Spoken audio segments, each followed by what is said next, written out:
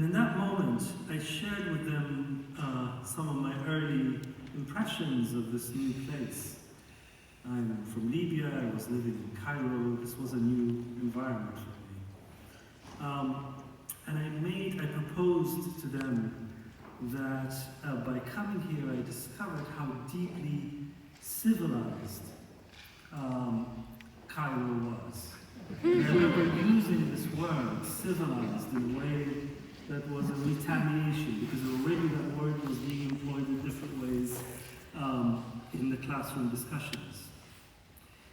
And to provoke them, maybe, I said, not maybe, certainly to provoke them, I said, I think I was more civilized because it's far more hospitable. That there was a tradition in Arabic society of hospitality that I really took for granted. I assumed it was everywhere. And by coming here, I realized actually, no, it's not everywhere. And their response was very interesting and really stayed with me and was on my mind as I was making my way here this evening. The teacher very quickly said, well, it's clearly that's not the definition of civilization.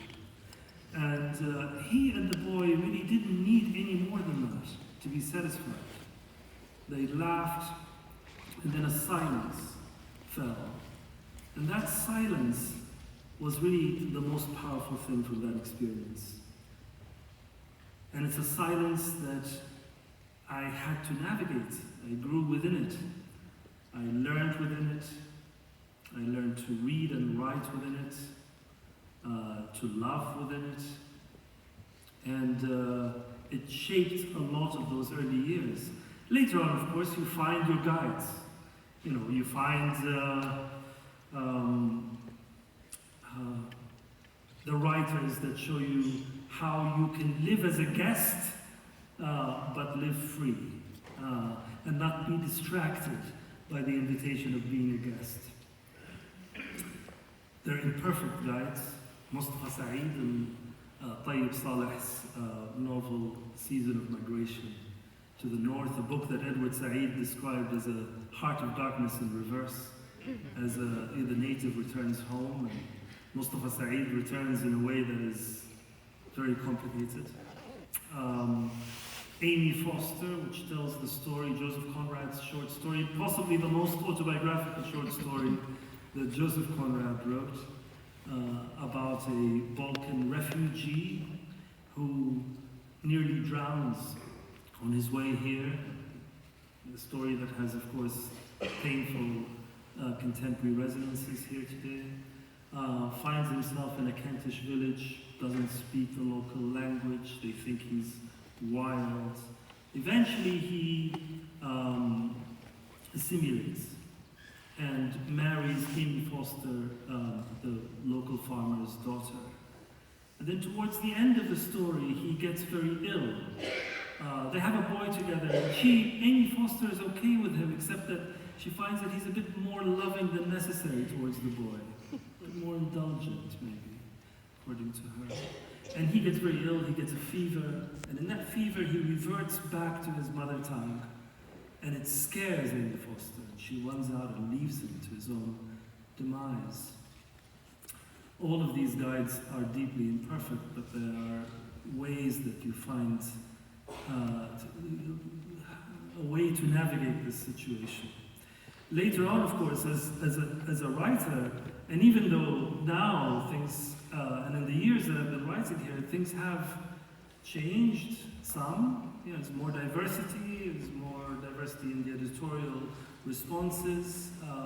I have benefited a great deal from wonderful editors, but always had to navigate moments where I had to fight for saying what I wanted to say. And I'm sure in another evening, the three of us here can share with you so many horror stories of that experience.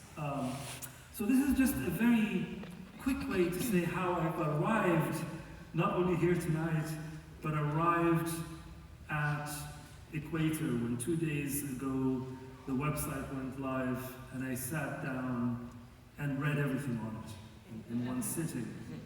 And I felt a real sense of coming home. And I want to tell you what I mean by that. I felt it was all of these images of oxygen, of coming home, come to mind in reading it.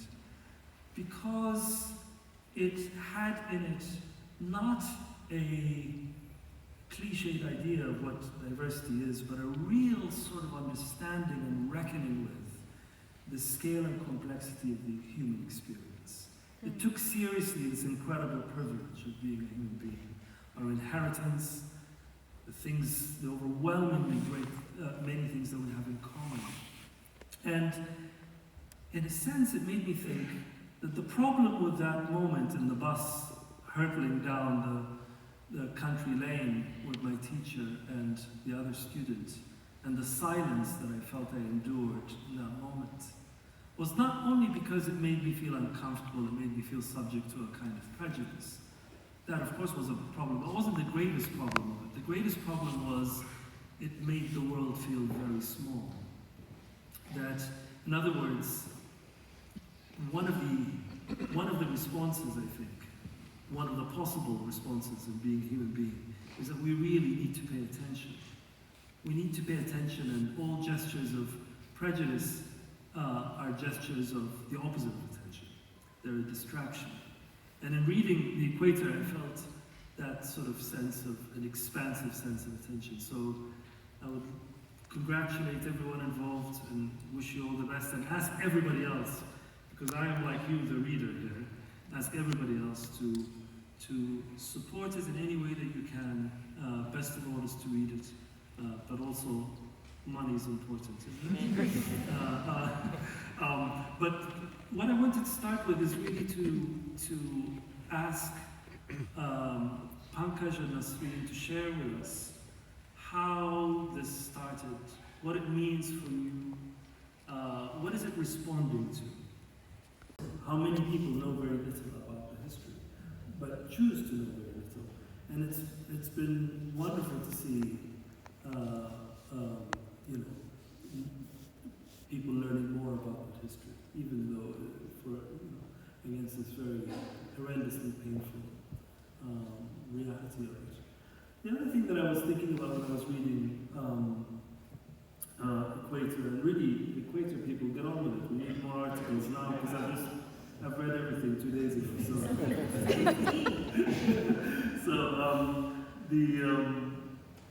I was thinking about Antonio Gramsci, the Italian philosopher, has this to me, very appealing, very simple, very appealing idea that one of the things that we do in a life is that we uncover the inventory. We uncover how we came to be. So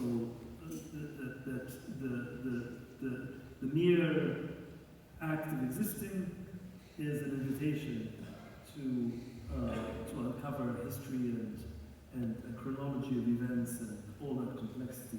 And that idea I've always found so appealing, because it somehow seems to be an invitation towards connection, right? Towards seeing yourself not as an independent event, whether your culture or yourself or your family, but as being part of something far more complex and expansive.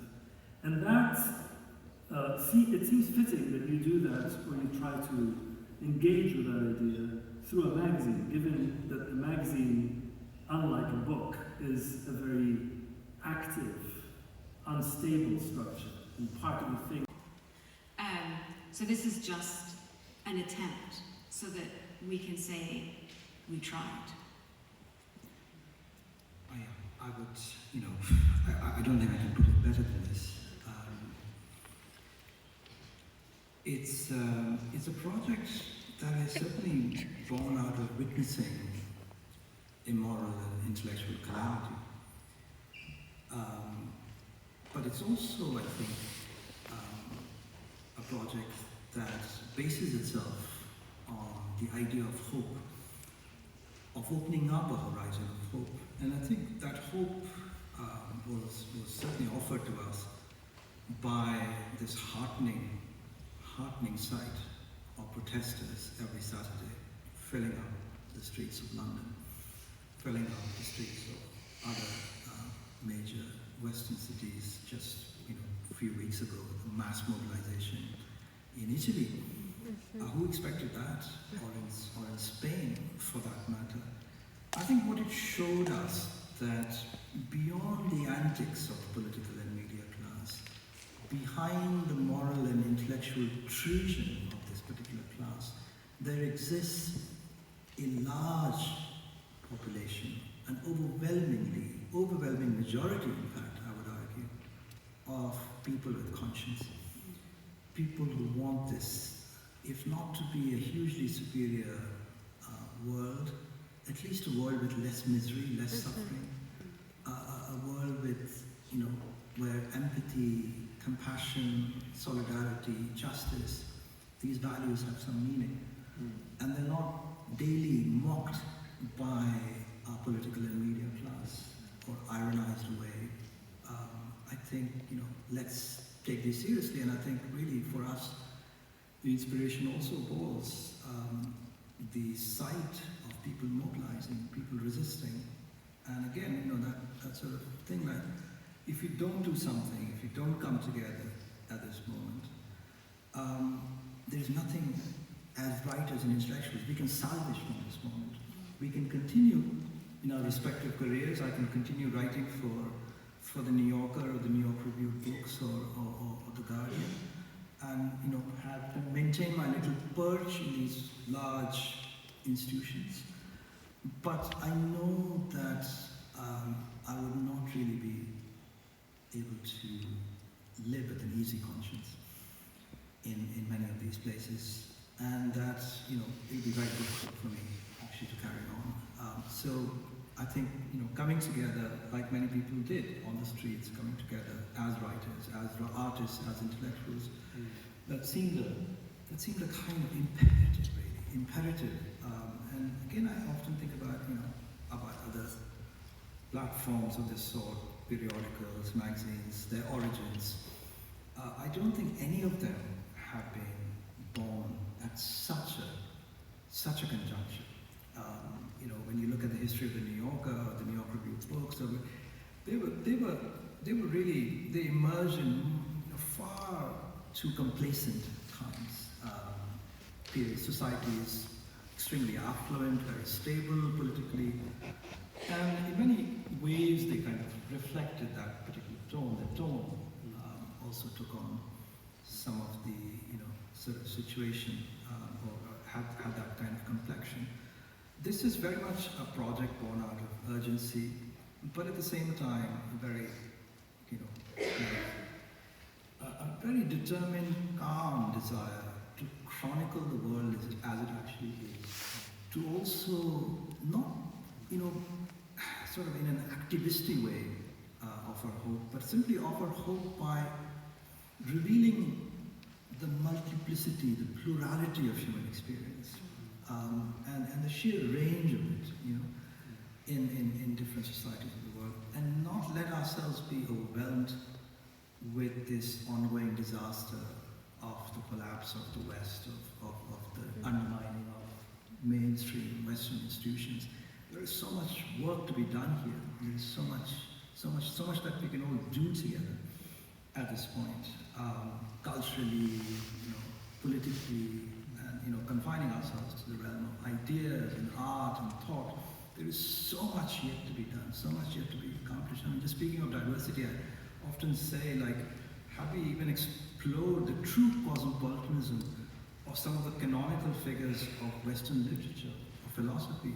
Do we know to the extent to which T.S. Eliot engaged with Indian philosophy, or the extent to which Kafka engaged with Japanese art, or a friend of Kafka went to India to be with Sri Aurobindo in southern India? I mean, all these suppressed histories, all these interconnected histories of the true cosmopolitanism of the world, we've yet to encounter them, because we've been working with these civilizational identities, with these racial identities, with these national identities, which have really kind of shrunken our experience and diminished our perspective. perspectives. And the hope of Equator, really, with all your help, is to expand these perspectives and give us the true richness of the world.